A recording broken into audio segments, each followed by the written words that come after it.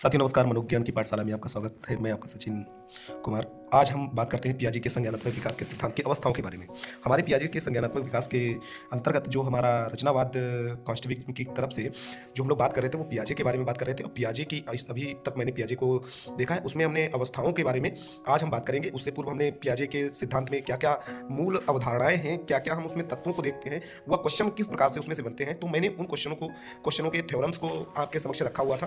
तो उसी के क्रम में हम आज पढ़ेंगे कि पियाजे के संज्ञानात्मक विकास की अवस्था है। तो साथियों, पियाजे के संज्ञानात्मक विकास की अवस्थाओं में हम देखते हैं कि इन्होंने अपने इन संज्ञानात्मक विकास की अवस्थाओं को चार अवस्थाओं में विभाजित किया है। मैंने बताया हुआ था कि पियाजे ने बताया है कि बच्चे का जो विकास होता है, जो वह चरण दर चरण मतलब प्रत्येक स्टेज पर क्या होता है, व्यवस्थित होता है। हर एक स्टेज का अपना क्या है, अपना एक गुण है और उस गुण के आधार पर ही बच्चा क्या करता है, बच्चे में कॉन्सेप्ट विकसित होते हैं, बच्चा सीखता है, अधिगम की प्रक्रियाओं को सीखता है, उसका विकास निर्धारित होता है और हर एक स्टेज का एक अपना प्रभावी गुण होता है जो अगली स्टेज में क्या होता है, समाप्त हो जाता है और अगली स्टेज का गुण विकसित हो जाता है। तो इसी के क्रम में हम आगे बढ़ते हैं। तो इन्होंने पहली अवस्था बताई हुई है सेंसरी मोटर स्टेज, जिसका इन्होंने समय काल जो बताया हुआ है वो जन्म से 2 वर्ष। इसे हम 0 से 2 वर्ष को हम क्या बोल सकते हैं, जन्म से 2 वर्ष। ठीक है, तो जन्म से 2 वर्ष को हमने सेंसरी मोटर स्टेज बता दिया है। संवेदी गामक अवस्था, इसको हम संवेदी गामक अवस्था या हम कह सकते हैं सेंसरी मोटर स्टेज। तो इसमें क्या होता है, बच्चा जो इस अवस्था के अंतर्गत बच्चा वस्तुओं को छू करके, सुन करके, देख करके, स्वाद के माध्यम से सीखता है, मतलब अपने सेंस ऑर्गन्स के द्वारा सीखता है। आंख, कान, नाक, मुख, त्वचा, 5 हमारे जो सेंस ऑर्गन्स है बॉडी में पाए जाते हैं, उन ऑर्गन्स के माध्यम से क्या होता है, सेंसरी मोटर स्टेज में वो बच्चा क्या है, सर्वाधिक रूप से सीखता है। और इस अवस्था को इन्होंने 6 उप अवस्थाओं में विभाजित किया है सीखने की दृष्टि से, अथवा हम कह सकते हैं कि बच्चे में विकास की दृष्टि से इस अवस्था को इन्होंने 6 उप अवस्थाओं में बांटा हुआ था। इसमें पहली अवस्था इन्होंने जो बताया है वो प्रतिवर्ती अवस्था है, प्रतिवर्ती क्रिया अवस्था। ये जन्म से 30 दिन तक रहती है। पहली अवस्था क्या है, प्रतिवर्ती क्रिया अवस्था, जो जन्म से 30 दिन तक रहती है। दूसरी है मुख्य वृत्तीय क्रिया अवस्था, ये 1 से 4 माह तक रहती है। अगला हमारा गौण प्रक्रिया अवस्था, ये 4 से 8 माह तक रहती है। ठीक है, इसमें क्या होता है कि जो आपका गौण प्रतिवर्ती क्रिया है, गौण वृत्तीय क्रिया है, इस अवस्था में जो बच्चा है कि कुछ क्रियाओं को जानबूझकर दोहराता है। जैसे अंगूठे को मुंह में रखना बार बार करता है, उस प्रक्रिया को बार बार दोहराता है। और ये जैसे प्रतिवर्ती क्रिया आपको दिखाई पड़ रहा होगा कि पहली जन्म से 30 दिन तक होता है। इसमें बच्चा क्या करता है, अपने हाथों को, अपनी उंगलियों को, मुट्ठी को अपने मुंह के पास में लेके जाता है। तो ये प्रक्रिया जो होती है प्रतिवर्ती क्रिया के अंतर्गत आती है। इस अवस्था में बच्चा लगातार उस क्रियाओं को करता है। और 4 से 8 माह में क्या होता है कि बच्चा जानबूझकर, आप अगर बैठे हुए हैं तो बच्चा क्या करता है कि आपके लगा, अगर एक बार उसका पैर आपके लगा तो वो उस पैर को आपके बार बार मारते हुए दोहराएगा और आप उसको साइड कर दोगे तभी वो घुमा के आपके पैर लगाते हुए दिखता है। तो हम इसमें क्या होता है, बच्चे वस्तुओं को उलटना, छूना अत्यधिक ध्यान देते हैं। ठीक, कि कोई भी वस्तु आप रख देंगे तो उस पर हाथ चला देंगे, उस पर सामने की ओर कहते हैं कि झपटना, तो उस वस्तु की ओर झपटने का प्रयास करेंगे। आप कुछ उसके सामने हिलाएंगे तो वो उसको पकड़ने का प्रयास करेंगे। तो इस प्रकार की प्रक्रियाओं को बच्चे क्या करते हैं, इस आपकी गौण वृत्तीय प्रक्रिया के अंतर्गत दोहराते हैं। नेक्स्ट हमारा है गौण स्कीमेटा समन्वय अवस्था। ये 8 से 12 माह के अंतर्गत होती है।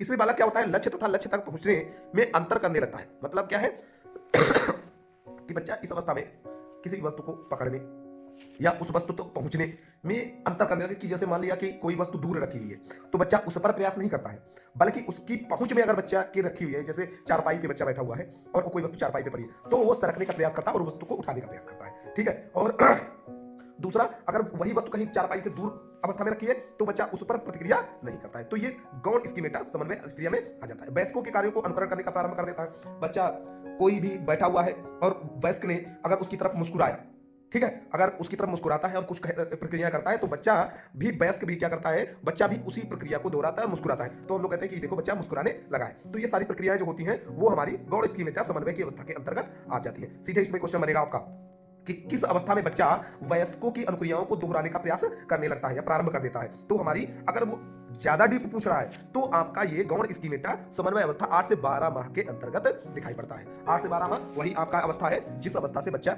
में वस्तु स्थायित्व का प्रारंभ हो जाता है। वस्तु स्थायित्व वही आपको जो बताया हुआ था, वातावरण में किसी भी वस्तु का ना होना परंतु उसके प्रतिबिंब का मस्तिष्क में छिपा रहना, क्या वस्तु स्थायित्व कहलाता है। ठीक है साथियों, इसी के क्रम में अगली अवस्था हम लोग देखते हैं प्रतिवर्तीय प्रक्रिया अवस्था। ये 12 से 18 माह के अंतर्गत आती है।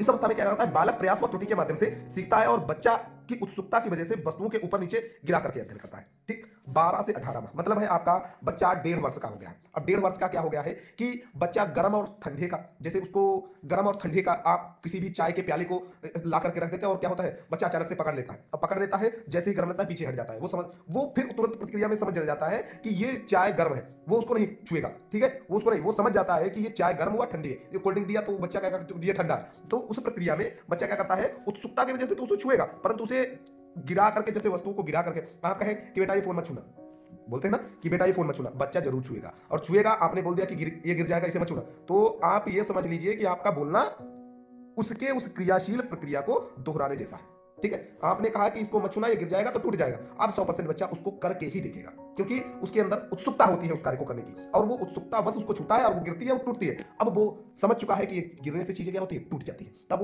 वो सीखा। वही कहते हैं ना कि बिगड़ करके किसी चीज को सीखना, तो वो वही अवस्था आपकी क्या होती है, 1.5 वर्ष की अवस्था होती है। नेक्स्ट अगली अवस्था हमारी है छठी, मानसिक संयोग द्वारा साधनों की खोज की अवस्था, 18 से 20 माह की होती है। इस अवस्था में क्या होता है, बच्चे में पूर्ण वस्तु स्थायित्व विकसित हो जाता है।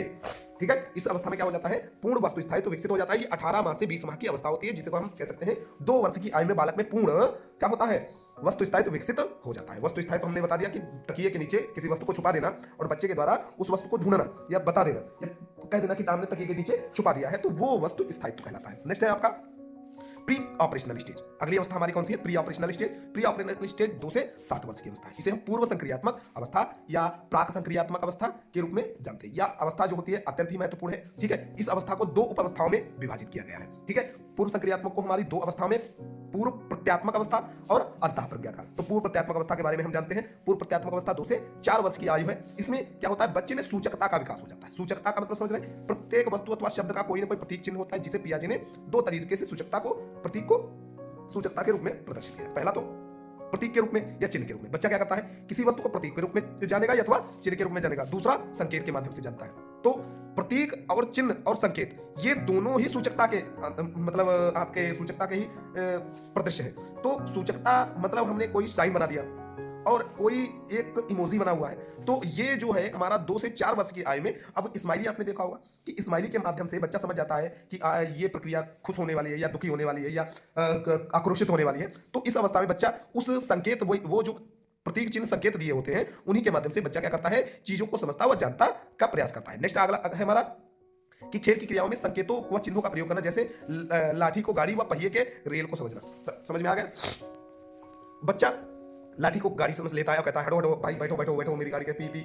इस प्रकार की अगर वो संकेतों के माध्यम से बताता है कि, और वो सूचकता क्या है, वो लाठी जो है वो उसकी गाड़ी का प्रमाण देती है। ठीक है, पहिए को रेल समझना, ये सारी प्रक्रियाएं जो है वो बच्चा किस अवस्था में, 2 से 4 वर्ष की अवस्था में करने लगता है। नेक्स्ट है, इस अवस्था में बच्चे अपने प्रतीकात्मक चिंतन और बच्चे की सोच विचार व प्रतीक चिन्हों का प्रयोग करके सूचकता को प्रदर्शित करते हैं। ठीक है साथियों, नेक्स्ट आगे है जीववाद का विकास। इसी अवस्था में बच्चा में जीववाद, सजीववाद, एनिमिज्म इंग्लिश में एक ही शब्द है एनिमिज्म, और हिंदी में इसे सजीवता का गुण, जीववाद चिंतन, सजीववादी चिंतन, इस प्रकार से हम कुछ भी कह सकते हैं, लेकिन हिंदी इंग्लिश में सिर्फ एक ही दिखेगा, एनिमिज्म के रूप में दिखेगा। और एनिमिज्म के आधार पे हम चीजों को क्या देखते हैं कि जब निर्जीव वस्तुओं में बालक क्या करता है, सजीवता का गुण प्रस्तुत करता है, तो इस प्रक्रिया को हम क्या कहते हैं, जीववाद या सजीववाद चिंतन कहते हैं। तो यह जो सजीववाद का चिंतन का गुण है वो हमारा बच्चा किसमें, 2 से 4 वर्ष की अवस्था में करता है, और इसको हम अगर देखें तो ये पूर्व प्रत्यात्मक अवस्था का गुण है। अगला हमारा है अहम केंद्रित चिंतन। अहम केंद्रित चिंतन क्या है कि जिसमें बच्चा अपने ही आधार पे, अपने ही दृष्टिकोण के आधार पे चीजों को बताता है, स्थितियों को बताता है और दूसरे को मानने के लिए तैयार करता है, तो वो अहम केंद्रित चिंतन कहलाता है। मतलब अपने नजरिए से दूसरों को देखना या समझाना, तो वो क्या कहलाता है, अहम केंद्रित। जैसे उदाहरण के तौर पे हम लेते हैं कि एक बच्चे ने अपनी बहन से कहा कि आपको भी तो चॉकलेट खानी है, आपको भी तो चॉकलेट खानी है, इसीलिए 2 चॉकलेट ले लो, 2 चॉकलेट ले लो।